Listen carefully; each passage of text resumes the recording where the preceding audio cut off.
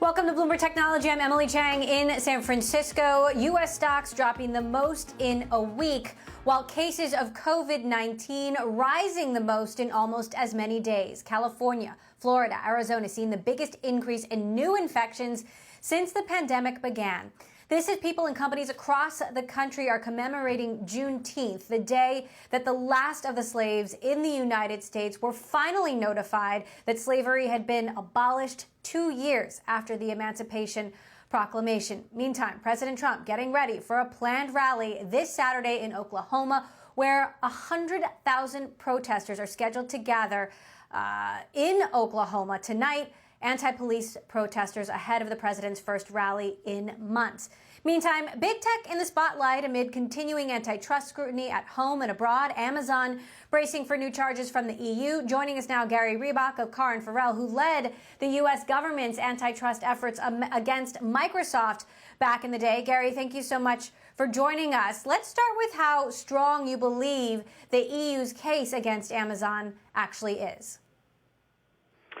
Well, I think it's going to be pretty strong based on everything that we read. The EU is going to charge Amazon with misusing the data that it gets from merchants on its site.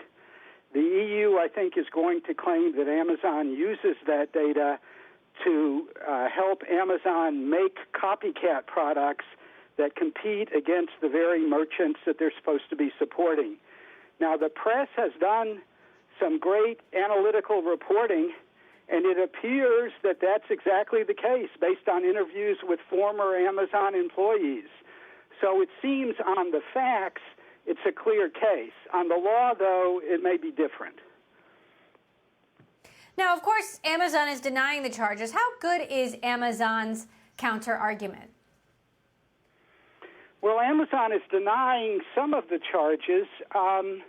About a year ago, Emily, an Amazon executive said that in sworn testimony before a congressional committee, said that Amazon wasn't doing any of this. But then the Wall Street Journal and other publications found that Amazon was. So it's hard to evaluate Amazon's denials in light of that. Amazon says they're investigating what's going on in their own company, basically. The U.S., meantime, is looking into big tech, including Amazon. How much do you think of what's happening in the EU will impact the course that the U.S. government takes? I think it's going to have some impact, but from a publicity point of view more than anything else, the legal standards that they use in the EU, Emily, are different than the ones they use here. And basically, the legal standards in the EU make it much easier to bring charges against a company like Amazon and other platform providers for doing the kinds of things that Amazon is alleged to be doing here. In the United States, we have rather convoluted legal rules for antitrust. Those favor big defendants that can make the case difficult and draw it out. And so I think it's less likely you're going to see these kinds of actions in the United States. Meantime, the U.S. government also looking at Facebook, at Google, at Apple, and not just the U.S. government, but various states. The House Antitrust Committee, we're going to be speaking with Representative and Chair of that committee, David Cicilline, later this hour. How much of a case do you believe the U.S. has against big tech companies, and are they so vast and so sprawling that we simply can't consider them private anymore, but more like public utilities? Well, they are bigger than things that we've encountered in the past in antitrust, although the Standard Oil monopoly was close. I don't know that we need to consider them public utilities in order to bring antitrust charges against them. And the committee's done a good job of investigating these issues and keeping them front and center, but of course the committee can't bring charges, and it's important to understand that. The committee can air these issues, make sure people understand them, make sure the antitrust enforcers understand them, but the executive branch or the FTC has to actually bring the cases. Do you believe there is an antitrust case here? And is there one company that's more egregious than the others that stands out to you? Google has been investigated, I think, the longest and the hardest. And chances are Google would have been sued by the United States government, but for political influence. At least that's what a number of the big newspapers said back during the Obama administration. So the case there, depending on how it's brought, might be the strongest. In terms of the Amazon situation, that's very interesting as well, not just because of the retail platform, but because Amazon does comparable things in the cloud with AWS. And that's something to really keep an eye on. That has enormous consequences for the future of commerce in the United States. Meantime, there are some questions remaining about whether the CEOs of these companies will testify. According to our latest reporting, the Facebook CEO, Mark Zuckerberg, Alphabet CEO, Sundar Pichai have agreed to testify. If other CEOs testify as well, sounds like the same is the case with Jeff Bezos. But Apple hasn't made any promises about whether Tim Cook would testify. Do they actually have a choice? Technically, yes, they have a choice. For the most part, though, executives end up appearing before congressional committees because of all the fallout if they don't. It took Mr. Bezos a while to agree, and I think he has a particular problem because of the sworn testimony by one of his executives a year ago, which didn't turn out to be accurate. Apple's situation might be a little bit different, although there are all kinds of rumors that the EU is investigating Apple for its behavior with respect to apps providers. So it will be an interesting hearing if it goes forward, and I assume it will. Now, as a result of this, what do you think is the likelihood that big tech is actually broken up? We are in the middle of a pandemic, and, you know, for all the criticism of these companies, they have been critical in keeping us connected at this difficult time, you know, not just a health crisis, but an economic and a social crisis. You know, what do you think, how likely is it that the end result is that these companies are actually broken up? Well, you're certainly right that the big companies have tried to position themselves at this period of time like General Motors and Ford did during World War II. You know, they're going to bat for the American public. They're helping us. But, of course, over time, there are a lot of problems with these big companies. If they're broken up, it's not going to happen overnight. It's not going to happen while the pandemic is going on. And there are a lot of remedies that could be employed that would actually affect their ability to abuse their market position that don't go all the way to being broken up. But if somebody's going to be broken up, chances are that the spotlight would be aimed on Google first. All right. Gary Reebok, thank you so much for joining us. Gary Reebok of Carr & Farrell, who led the U.S. government's antitrust efforts against Microsoft back in the 90s. Thank you so much for joining us today. We will be right back with more of Bloomberg Technology after this quick break. This is Bloomberg.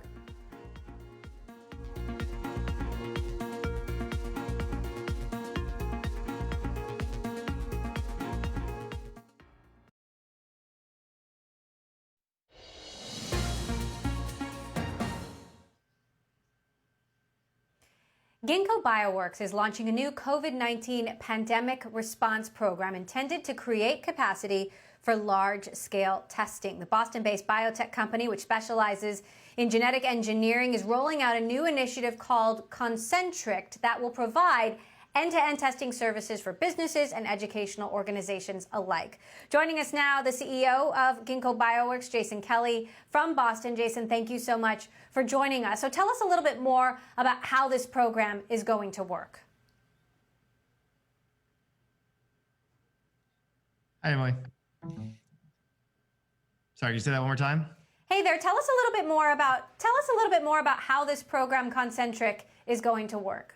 Yeah, absolutely. Yeah. So the key idea is, you know, what we're looking at is workplaces and schools that are trying to reopen in the midst of an active pandemic here in the United States. And so what they're trying to figure out is, how do I prevent outbreaks among the community of people that I'm responsible for? And so the idea is, one of the ways to do that is with things like PPE and social distancing within the office. But the other thing is regular testing to identify if an outbreak is starting to happen, then you can isolate and have people stay home before it spreads within a workplace or school. And so that's the idea behind Concentric. It's to start offering more widespread screening testing to the community as we all live with this disease.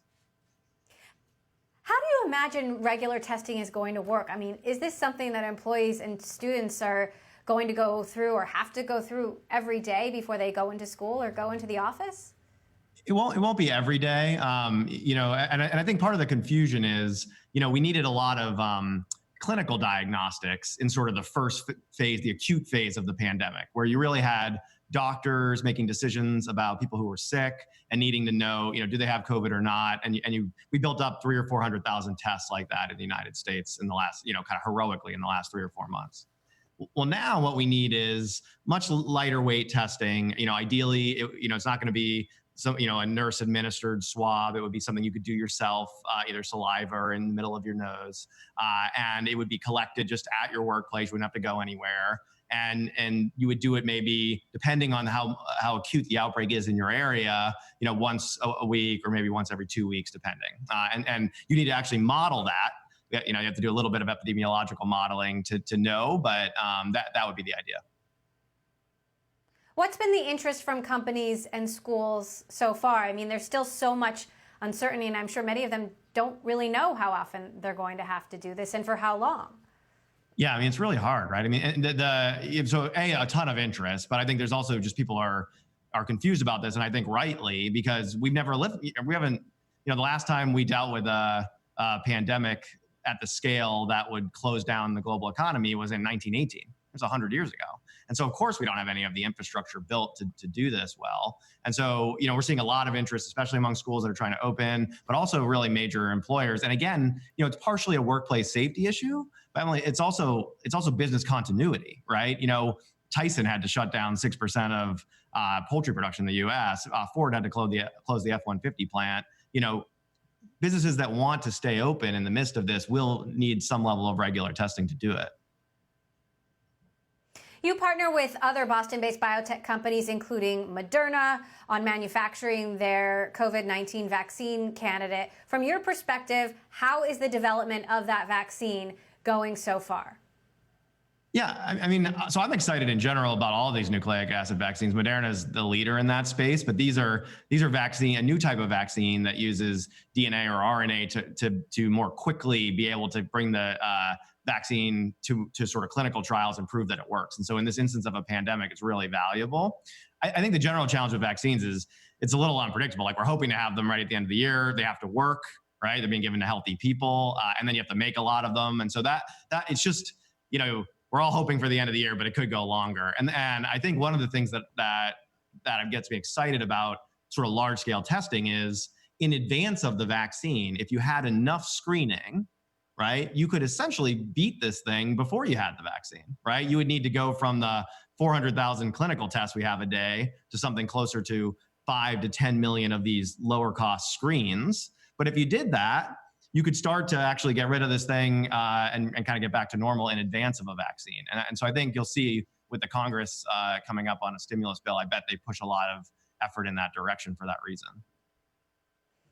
And yet there's so much about this disease that we still don't know. I know scientists are working together, cooperating, in unprecedented ways.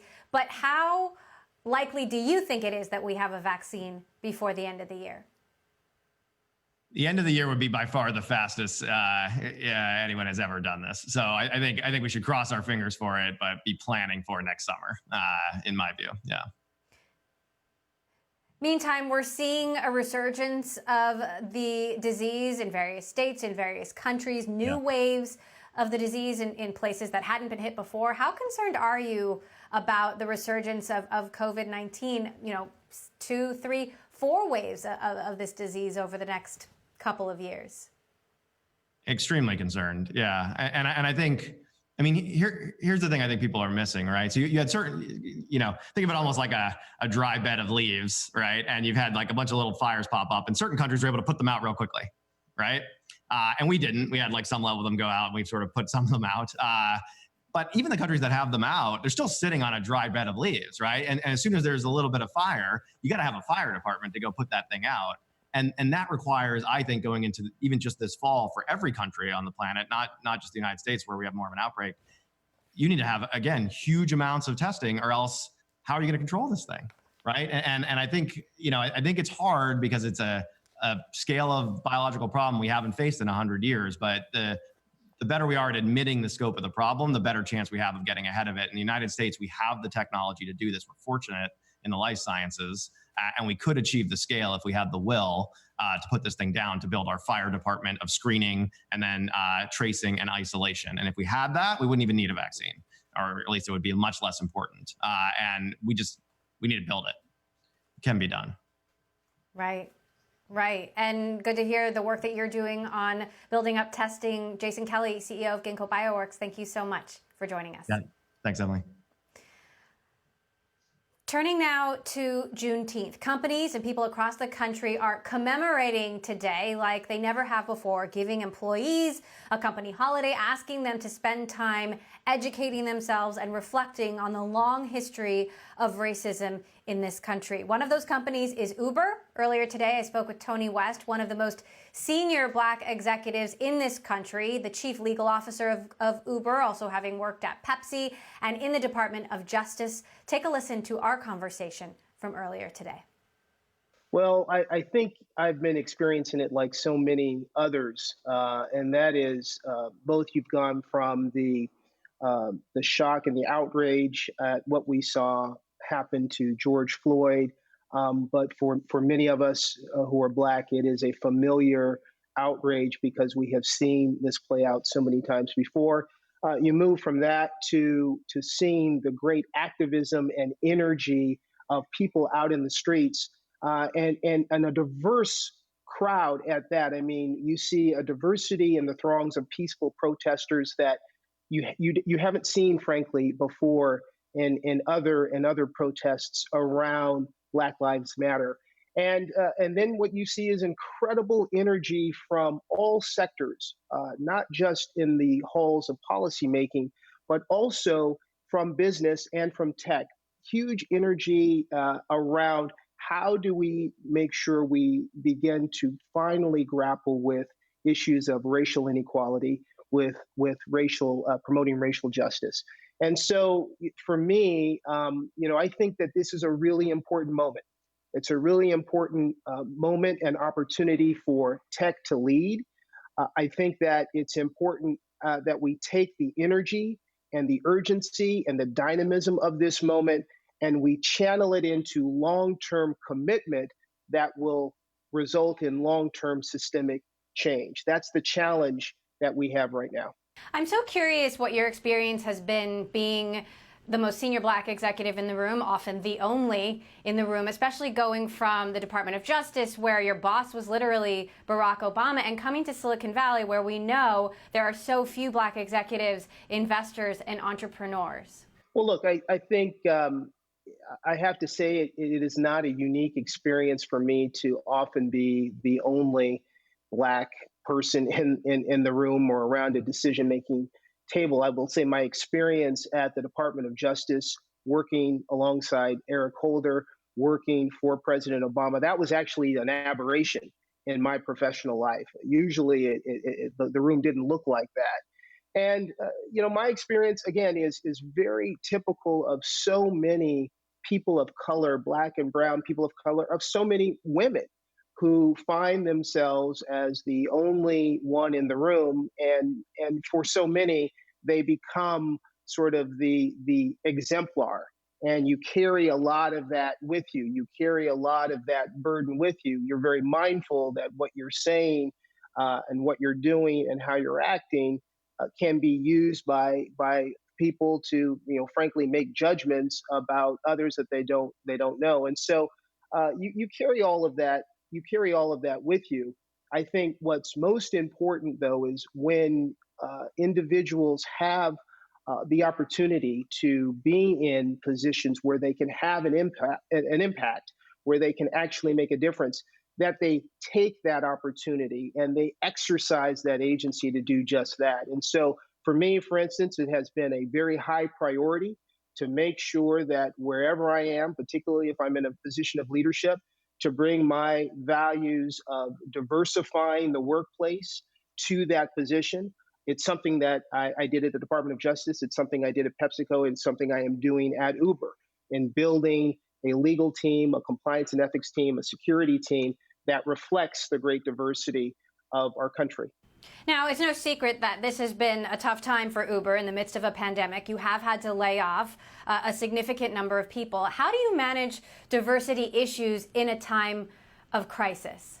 Well, they become even more important in the sense that you have to make sure that as you are restructuring, and if you are going to downsize, that you have to pay attention to diversity and inclusion, just as you pay attention to it as you are building up. But the other thing I'll say is this. Diverse teams are stronger teams. We know this. The research is quite clear. They make better decisions.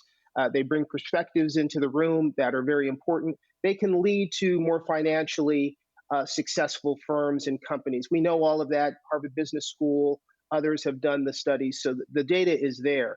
And what we also find is that they contribute to a stronger culture. So when companies go through difficult times like ours did, like so many other companies have gone through as a result of the COVID crisis, the strength of our culture really becomes incredibly important. And I believe the fact that we have had diverse voices around these tables and in this organization, that has made us stronger from a cultural standpoint and has helped us to withstand some of the difficulties that we are facing now. But as you go through a restructuring, as you downside, you have to pay attention to diversity and inclusion just as you do when you're growing. Now, so many of these issues with police seem to happen on the road, and given Uber's scale, Uber's interacting with the police a lot as well. Have any of the recent developments made you rethink or reassess Uber's relationship with the police, especially since, some protesters are calling for defunding the police? Yeah, so, we do enjoy a very unique and special relationship with law enforcement where we have actually been able to help law enforcement resolve crimes like kidnappings, break up human trafficking or sex trafficking rings involving women and girls. And we want to continue to build on that kind of relationship. But we're very, very mindful about the fact that when we share data, we do so in an appropriate way under ways that go through legal process. And we are thinking and making sure that as we are sharing data, that we are doing so in a way that does not reinforce some of the institutional racism, systemic racism that has too often infected the culture of law enforcement. When people talk about defunding the police, what I have heard as the most common definition of that is looking at how we are making our community safer and making sure we are putting funds and resources into those things that actually make our community safer. I spent nearly half of my career in law enforcement as a prosecutor at the senior levels of the Department of Justice as well. And I have always believed that to make communities safer, you can't prosecute or arrest or incarcerate your way into a safer community. That takes a much more holistic investment in things that actually create strength in communities, things like economic security, things like educational security. And so, I believe it's an important conversation for us to be having about law enforcement, what our priorities are, and how do we make sure we get it right if we want to make sure our communities are. Uber's chief legal officer, Tony West there. Coming up, big tech considers him one of its biggest threats. The chair of the House Antitrust Subcommittee, Representative David Cicilline, joins us next. This is Bloomberg.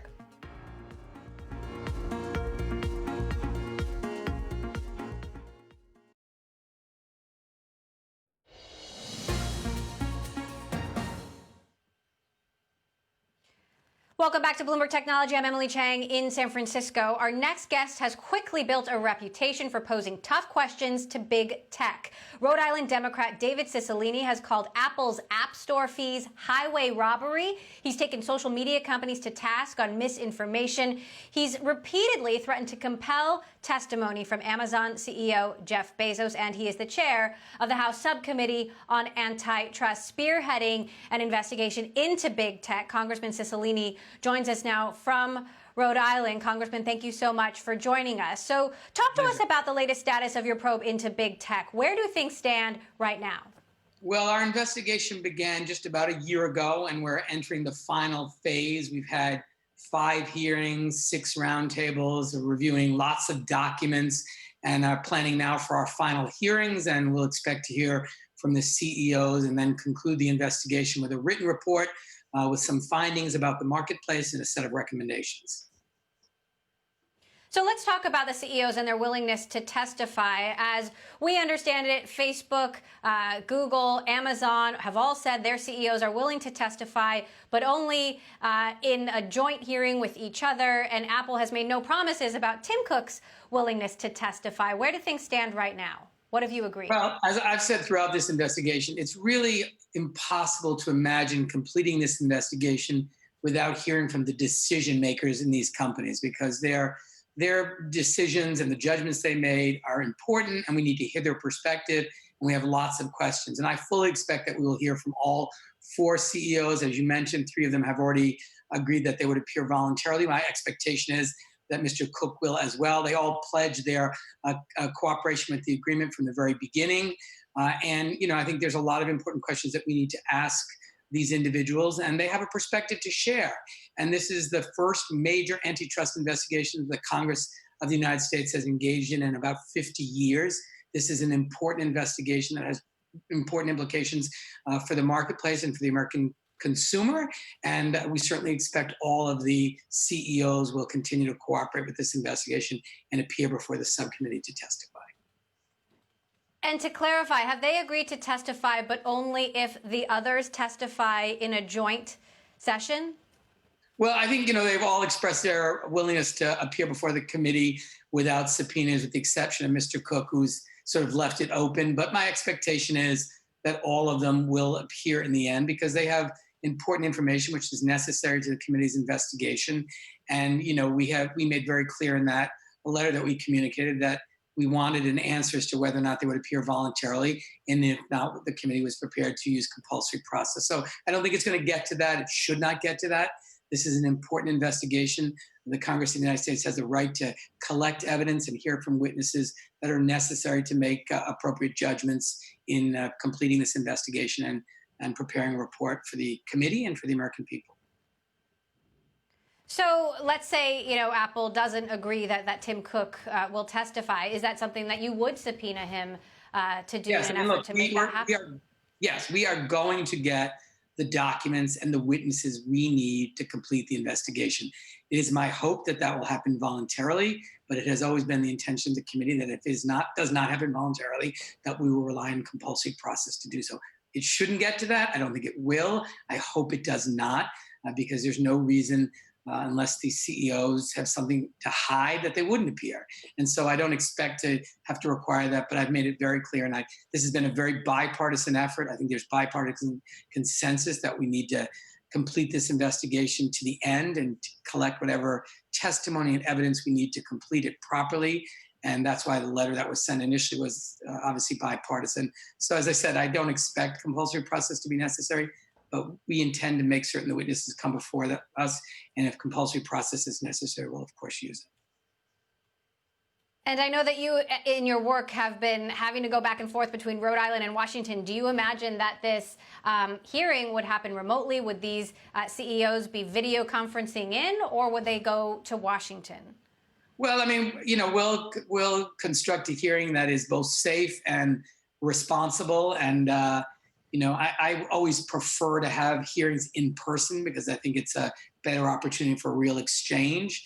And that's my hope and expectation. But we'll, kind of address that depending on the date and the scheduling.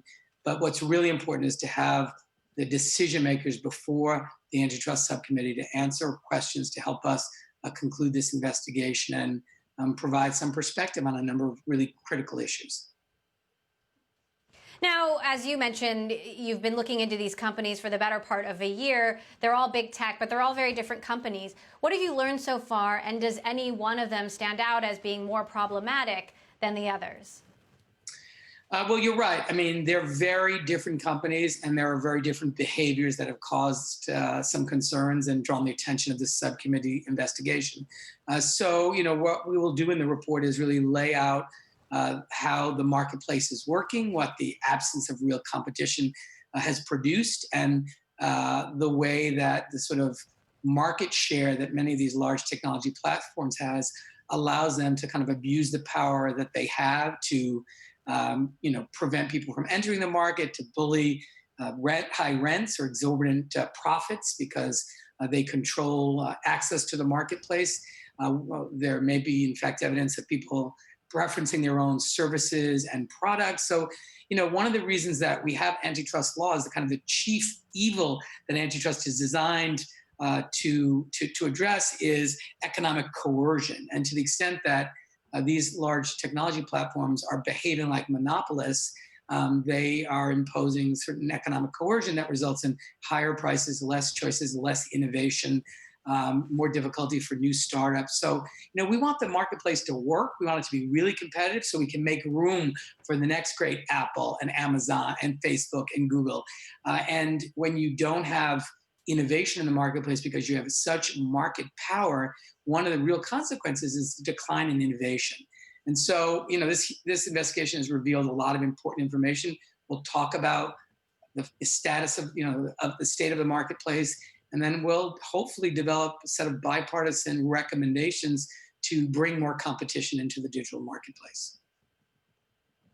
So let's talk about Facebook in particular, which has been in the hot seat over the last several weeks based on how it handles political speech and political ads, specifically not fact-checking or removing a post by President Trump suggesting that looters be shot. Mark Zuckerberg has said he'll review Facebook's content policies, but that decision stands. They've taken some smaller steps to allow users to hide political ads, but how big of a problem is this? And do you think Facebook, in saying it doesn't want to be the arbiter of truth, but being such a significant platform, is not fulfilling its responsibility here to the public?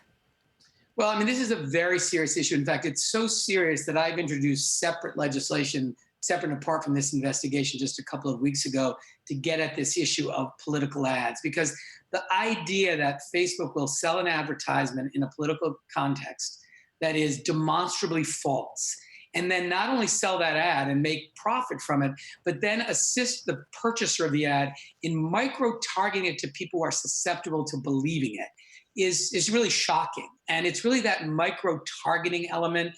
Normally if you put on an ad on TV and it's false, your opponent can respond to it and put their own ad on. The problem with micro-targeting is it can be sent to specific people based on characteristics, and you never even have an ability in kind of the marketplace of ideas to give the contrary view.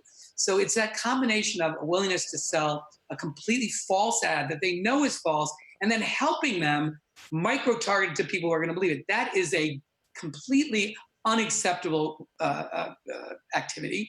And by the way, this sort of First Amendment claim is a silly one. The First Amendment claim comes to the declarant, the person who says something. And even that is not unlimited. You can't yell fire in a crowded theater. So there are certain limitations. But it's what Facebook does is once that post is made or that ad is purchased, they then use a set of algorithms to distribute that in a way that's most profitable to them. And so that's a business decision. That's not a First Amendment decision. They are using that algorithm to generate revenues and to generate views. And so this notion of somehow it's Facebook's First Amendment right is just not true. The declarant of the statement has a First Amendment right. They're a business that is then taking that and making a business decision with a very complicated set of algorithms about how to share that post. And that's a business decision. That's not a First Amendment decision. Let's move on to Apple. Apple preparing for its big developers conference on Monday. Meantime, you've got developers complaining about this big 30% cut that Apple has historically taken from the App Store. You've got the EU looking into Apple, not just the App Store, but how it runs its payments program. When you look at Apple, which, to be fair, doesn't have a majority in terms of devices that are used, iOS devices that are used around the world, does that concern you in terms of Apple's power, or does it not appear to be as much of a monopoly? No, it's a tremendous concern. I mean, we have a duopoly between Google and Apple in terms of apps. And so you think about the long tradition in this country of, monopolists controlling an essential network and gatekeepers keeping, because of their outside power, keeping people out of that network. It happened with the railroads, it happened in telecom, it happened in banks. And this is very concerning that the use of the App Store, developers who are startups are basically being forced to pay a ransom of 30%, or they are denied access to that marketplace. And, it's just coincidentally, Google and Apple arrive at the same thing, a third of the profit. And that sort of market power is very disturbing. If, in fact, it were done the way, in a competitive market, you might have a percentage as low as 2 or 3%, the way it is with credit cards. Even the credit card market is not really competitive, but it's still 2 or 3%. This is 30%. This is highway robbery, but they are able to do it because of their enormous market power and because it's the only way people can access that app. And so for a developer, it puts them in a position of either you pay the ransom or you go out of business or your app is not a success. That's a perfect example of an abuse of your market power to bully and exact unfair profits. And who pays for that? The consumer. They're paying for that because that gets passed on. So this is an example. By the way, it's not just one app or one company. This is a market-wide problem, and it's something that the committee is very much focused on. So when do you imagine the committee's report will be complete, and what do you believe the recommendations will be? Well, I can't tell you that, or you won't read the report. It's a little too early to say what the recommendations will be. I have some of my own ideas, and obviously will be a judgment of the committee. We had hoped to be done by June or even late May. Obviously, COVID-19 kind of threw our schedule off some.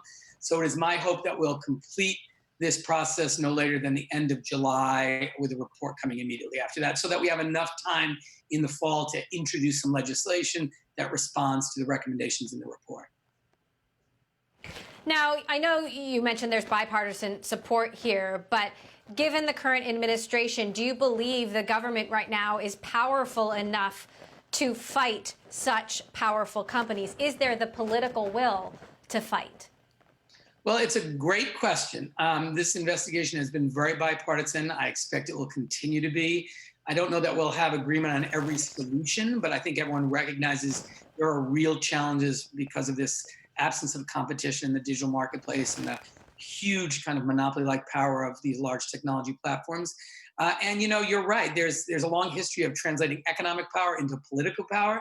So this will be a real test of that, because I think we will have a really good report that makes an excellent set of recommendations. And then, I know that we're going to fight hard to make those a reality. And we're going to have to make our case to the American people why this matters in their lives, why the absence of competition in this marketplace has implications for consumers and workers and innovation and startups. And I think when we do that, we'll continue to get support from the American people to move forward with some really good reforms. Meantime, next week, the Judiciary Committee will be hearing testimony from a couple of whistleblowers on the politicization of law enforcement and talking about police reform. Can you give us an idea what this testimony will involve and what kind of reform? I'm sure you've been thinking a lot about this. What kind of reform you believe is needed?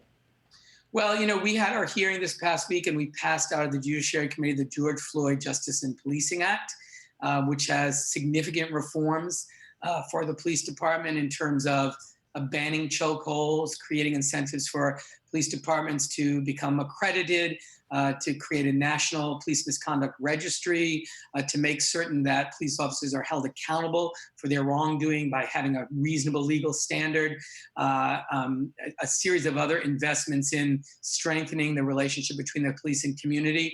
So I think we have a really good bill. It's the most comprehensive police reform bill probably ever considered by Congress, and we're going to pass it this coming week, and then it will be on to the Senate, and hopefully they will take swift action. Meantime, business goes on, even though we are in the middle of a pandemic. You've pushed for a ban on M&A. What do you believe this will actually accomplish, and how long do you think that ban should go on for, knowing that we don't know when we're going to come out of this thing? There's so much uncertainty ahead. Yeah, I mean, the reason I've been pressing for that is what we really don't want is in the middle of a global health pandemic for investors and the investor class to see this as an opportunity to further consolidate market power and gobble up a bunch of companies that will in the end disadvantage consumers and workers and our economy in the long run. And so what I've suggested is our antitrust agencies ought not be jamming through a bunch of mergers, but instead should be focused on the real harms to consumers right now. And that's things like hoarding and price gouging and other anti-competitive behavior is having a real impact in the midst of a global health pandemic.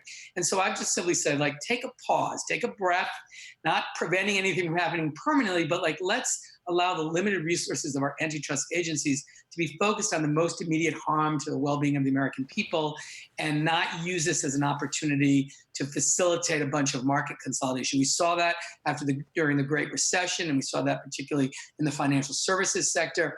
And, these are opportunities. There's been a lot of talk already, a lot of reporting about investors being told there's a lot of opportunities out there, which is the kind of language that folks use to gobble up companies, to increase market share, that I think is not good for consumers. And so what I've been calling for is just take a pause, take a deep breath, focus your energies on the things that matter to the American people right now until we get through this pandemic.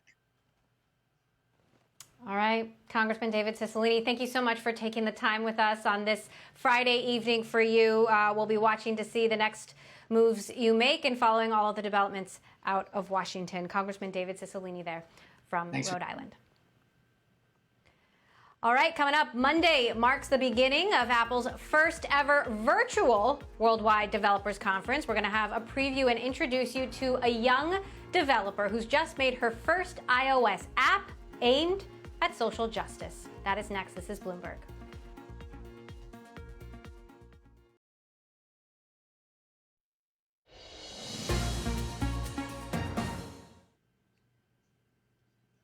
Apple set to hold its first ever virtual Worldwide Developers Conference on Monday, and one person who will be plugged in is Sophia Ongole, a 19-year-old coder who won Apple's Swift Student Challenge. Her app, her new iOS app, focuses on social justice. I spoke to her earlier today.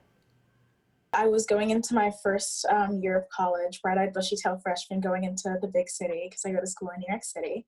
And fair trigger warning, one of my friends was raped and drugged, and we had absolutely no idea how to deal with the situation because in school, they don't teach you how to deal with things like that. The most we get is a little bit of sex ed, and that's essentially all. And then at the same time, I was taking my first women's and gender studies class. So I was really looking at sexual harassment law and how all of that works and how it kind of felt like the road for abusers was paved with yellow bricks while the road for survivors was barren and unpaved. And I really didn't like the way that looked. So I wanted to use my ability and my skills as someone that's able to use computer science to drive social change to make an app of my own. So for that reason, I created Redawn. And essentially the main features in the app is that there is a chatbot that allows you to have a sort of conversational feel because humans are very naturally conversational beings. So I wanted it to feel very natural for people to be able to converse within the app. And then I have a mapping feature so that people are able to connect to local resources and an incident log so that people are able to log incidents that happen to them personally without necessarily feeling like they have to step out and say it immediately because there is a lot of stigma surrounding the subject. So I wanted it to feel very natural and very accepting within the app. What was the process of creating the app like from a technical perspective for all the young people out there who might be thinking to themselves, how do I do this? From a technical standpoint, I used Swift, which is Apple's development language, so that you can put your technology out onto the App Store and reach a very wide range of people. Building an app is a little bit daunting because you do have to fail many, many times along the way. And I think that through my knowledge in computer science, I've gained a lot of confidence because I learned that you have to fail in order to succeed.